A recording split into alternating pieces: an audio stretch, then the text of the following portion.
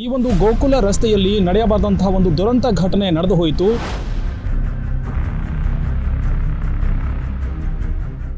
Cable ಅಡ್ಡ ಬಂತು ಎನ್ನುವಂತಹ ಕಾರಣಕ್ಕೆ ಇಬ್ಬರು ಯುವಕರು ಸ್ಥಳದಲ್ಲೇ ಪ್ರಾಣ ಬಿಟ್ಟಿದ್ದಾರೆ ಬೈಕ್ ಸ್ಕಿಡ್ ಆಗಿ.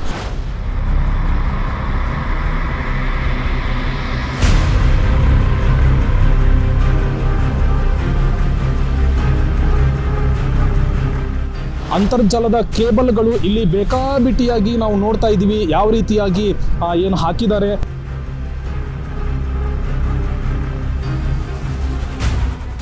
ಸೋಮವಾರ ರಾತ್ರಿ ಸುಮಾರು 11:30 ಗಂಟೆಗೆ ಈ ಒಂದು ಗೋಕುಲ ರಸ್ತೆಯಲ್ಲಿ ನಡೆಯಬಾರದಂತಹ ಒಂದು ದುರಂತ ಘಟನೆ ನಡೆದು ಹೋಯಿತು.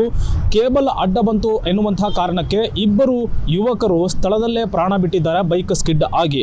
ನಾವೀಗ ನೋಡ್ತಾ ಇದ್ದೇವೆ, ಅದೇ ಒಂದು ಸ್ಪಾಟಲ್ಲಿ ಇದ್ದೇವೆ. ಈ ಒಂದು ರಕ್ತದ ಕಲೆಗಳು ಇಲ್ಲಿ ಏನು ಕಾಣ್ತಾ ಇದೆ, ಇದೇ ರಕ್ತದ ಕಲೆಗಳ ಬಿದ್ದಿರತಕ್ಕಂಥ ಜಾಗದಲ್ಲೇ ಅವರು ಸ್ಪಾಟ್ ಔಟ್ ಆಗಿರ್ತಕ್ಕಂಥದ್ದು, ಅಂದರೆ ಸ್ಥಳದಲ್ಲೇ ಮೃತಪಟ್ಟಿದ್ದಾರೆ. ಮತ್ತು ಹುಬ್ಬಳ್ಳಿಯ ಅರ್ಬನ್ ಒಯಾಸಿಸ್ ಮಾಲ್ ಏನಿದೆ ಅದರ ಎಕ್ಸಾಕ್ಟ್ ಅಪೋಸಿಟ್ ಲೊಕೇಶನ್ ನಲ್ಲೇ ಈ ಒಂದು ಘಟನೆ ಆಗಿದೆ. ಮತ್ತು ಈ ಘಟನೆಯ ಒಂದು ದೃಶ್ಯ ಇಲ್ಲಿರ್ತಕ್ಕಂಥ ಇನ್ನೊಂದು ಶೋರೂಮ್ನ CCTV ಕ್ಯಾಮೆರಾದಲ್ಲಿ ಅದು ಸೆರೆಯಾಗಿತ್ತು. ಇದರಲ್ಲಿ 18 ವರ್ಷ ವಯಸ್ಸಿನ ಫಯಾಜ್ ಮತ್ತು 25 ವರ್ಷ ವಯಸ್ಸಿನ ಮೀಜ್ ಮುಲ್ಲಾ ಎಂಬ ಇಬ್ಬರು ಯುವಕರು ಸ್ಥಳದಲ್ಲೇ ದಾರುಣವಾಗಿ ದುರ್ಮರಣಕ್ಕೆ ಈಡಾಗ್ತಾರೆ.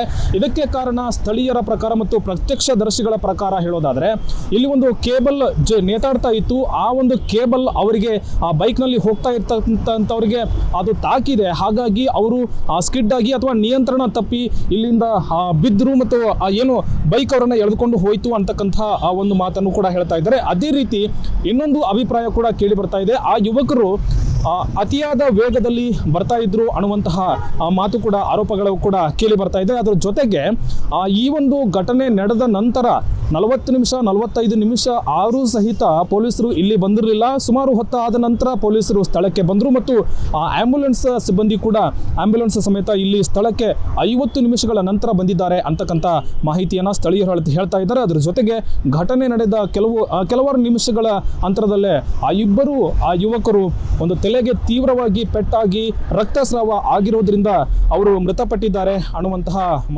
ಮಾತನ್ನು ಕೂಡ ಇಲ್ಲಿ ಪ್ರತ್ಯಕ್ಷದರ್ಶಿಗಳು ಹೇಳ್ತಾ ಇದ್ದಾರೆ. ಸೊ ಒಟ್ಟಾರೆಯಾಗಿ ಇಲ್ಲಿ ನಾವು ಗಮನಿಸಬೇಕಾಗಿರುವಂಥದ್ದು ಏನಂತ ಹೇಳಿದ್ರೆ, ಏನು ಅಂತರ್ಜಾಲದ ಕೇಬಲ್ಗಳು ಇಲ್ಲಿ ಬೇಕಾಬಿಟ್ಟಿಯಾಗಿ ನಾವು ನೋಡ್ತಾ ಇದ್ದೀವಿ, ಯಾವ ರೀತಿಯಾಗಿ ಏನು ಹಾಕಿದ್ದಾರೆ. ಇದು ಅಧಿಕೃತವೋ ಅಥವಾ ಅನಧಿಕೃತವೋ ನಮಗೆ ಮಾಹಿತಿ ಇಲ್ಲ. ಆದರೆ ಏನು ಈ ರೀತಿಯಾಗಿ ಬೇಕಾಬಿಟ್ಟಿಯಾಗಿ ಮತ್ತು ರಾಜಾರೋಷವಾಗಿ ನಮಗೆ ಹೇಳೋರಿಲ್ಲ ಕೇಳೋರಿಲ್ಲ ಮತ್ತು ಯಾವುದೇ ನಿಯಮಗಳು ಇಲ್ಲವೇನೋ ಅನ್ನುವ ರೀತಿಯಲ್ಲಿ ಅವರು ಕೇಬಲ್ಗಳನ್ನು ಹಾಕಿದ್ದಾರೆ, ಇಂಟರ್ನೆಟ್ ಕೇಬಲ್ಗಳನ್ನು.